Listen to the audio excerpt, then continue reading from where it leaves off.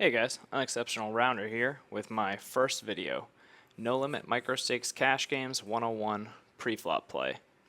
What I want to talk about is how you can eliminate some of the most frequent and biggest mistakes that I see players making in No Limit Hold'em. If you have a question about anything I discussed during the video, please post it in the comments section and I'll get back to you. Let's get started. 7 easy steps to No Limit Hold'em.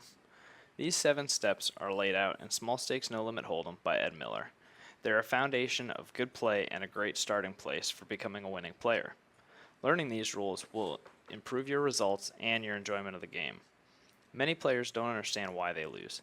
They tend to blame it on bad luck or bad beats. But the truth is, these players are probably making their mistakes long before the big money goes in the pot. The 2 steps that I want to discuss are playing tight and playing in position. Now let's get into what those actually mean. So what is position? Let's go over some table basics. Looking at this 9-player poker table, starting with the dealer position, it rotates clockwise each hand. Now, in order, going around the table clockwise, we have the small blind, the big blind, early position 1, 2, and 3.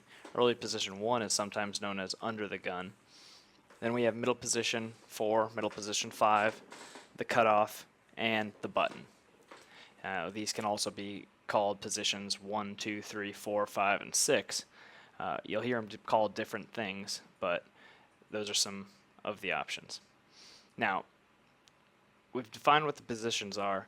I want to talk about what considerations you should be thinking about when deciding to play or fold your hand from each of them. Traits of early position. In early position, you have a lot of players left to act behind you. Every player except the blinds will have position on you post-flop.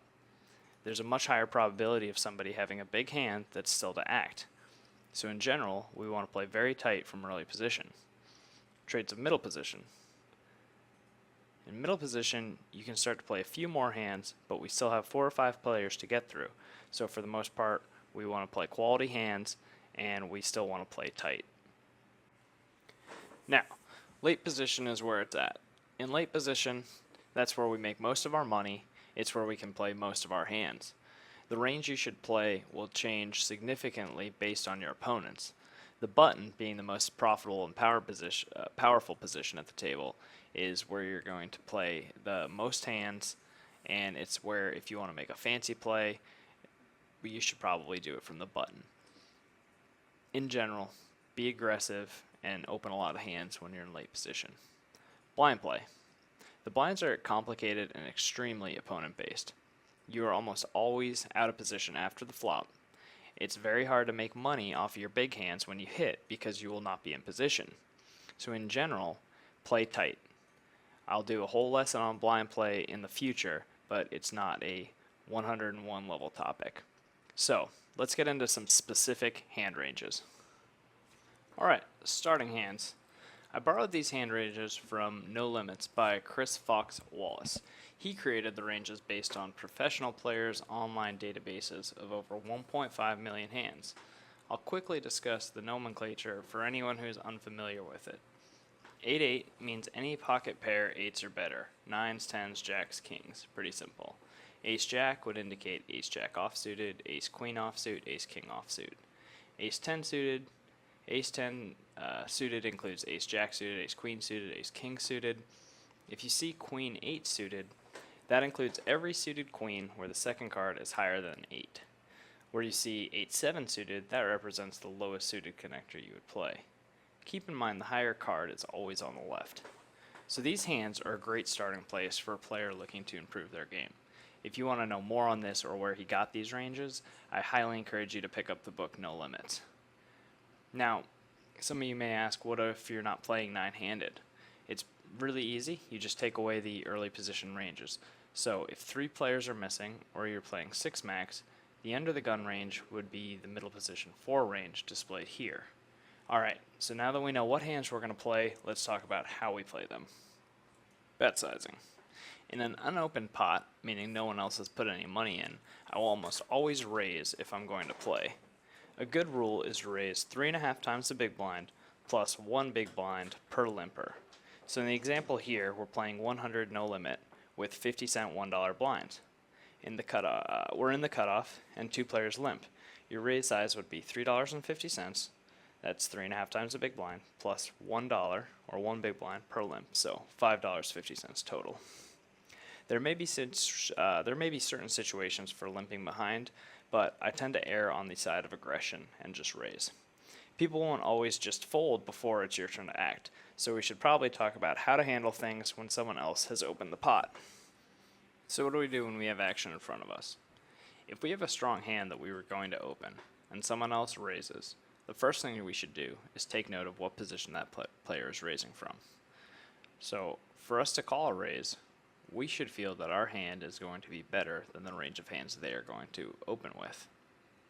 Keep in mind how tight we open from early position, and consider whether that person's tighter or looser than we play, and then we can get an idea of what hands they might be opening. There are many other factors to consider when a player opens the pot in front of you, even if you do have a strong hand. You need to consider the range of hands that they are opening with, like we talked about, how your hand does against that range. You should consider your position on the player who opened. You should also think about the type of hand that you have and how that hand will make you money to be profitable. Also consider the players behind you. Are they aggressive? Are they likely to raise? Are they likely to call? Is somebody behind you with position going to call? Are the blinds going to call? Now, what do I mean by what type of hands will make money and how you make money with the hands? On the next slide, I want to talk about some different kinds of hands and how they play. This is something you need to think about before you call. Otherwise, you may be putting yourself in a very tough situation post-flop that could easily have been avoided by just letting your hand go. Alright, types of hands. As this is a 101 level video, I just want to cover the wave top so that you can start thinking about situations better. We can get into some specifics later on. Let's briefly talk about these types of hands and how we can make money with each of them. Monster hands. Aces and kings are pretty easy to play. Usually you just want to raise and play the pot against no more than 1 or 2 opponents. You don't need to be fancy or cute, just get as much as you can into the pot pre-flop. Now, high cards. They're similar to monster hands, except you don't have a made hand yet. Here, you really want to pay attention to your position. If you're out of position, you generally want to try to get the money in pre-flop. This is more so with ace-king than with ace-queen. The real trick is to control the size of the pot after the flop. Many players will make the mistake of going all the way with top pair, top kicker, and end up losing a lot of money. This is a topic we're going to cover a lot in the next video I do, where we talk about pot control. Suited aces and suited connectors. I'm going to lump these in together because they tend to play in a similar way. First, let's talk about how we can make money with these hands. The reason the hands play similar, in my opinion, is that with suited aces, we're not looking for top pair hands. Many players make this mistake. They play ace-x suited. Ace-x suited just means an ace and some other card that is suited. And it ends up costing them a lot of money when they hit top pair. Now, you should know how you can make money before you put it in the pot. With suited aces and suited connectors, the obvious way is to catch a big draw or hand on the flop. But if you play these hands, you have to also be willing to make moves post-flop, because you're rarely going to win on showdown value alone. Unsuited connectors. These are often overvalued by novice players. For the most part, you should treat them as trash. You have to be willing to really make moves post-flop if you want these hands to pay off, because they're rarely going to flop a good hand that you can win at showdown. Now, when I say unsuited connectors, I don't mean ace-king unsuited. I mean 7, 8, 9, 10, hands like that.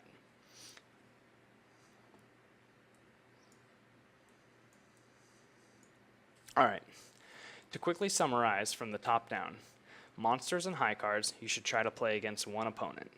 Suited aces and connectors are better in a multi-way situation.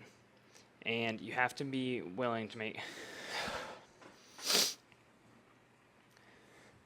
To quickly summarize from the top down, monsters and high cards you should try to play against one opponent. Suited aces and suited connectors are much better in multi-way pots, and if you have position. If you're going to play these in a heads-up situation, you need to be willing to make a lot of moves post-flop when you miss. Alright, well that's all the topics for this video. Let's go over what we discussed.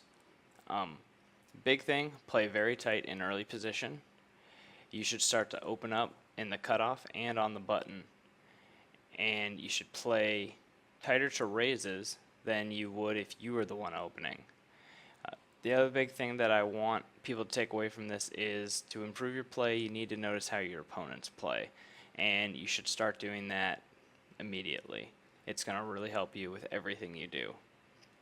Another thing that I didn't actually specifically mention, but kind of implied, is that you should keep your raises standard.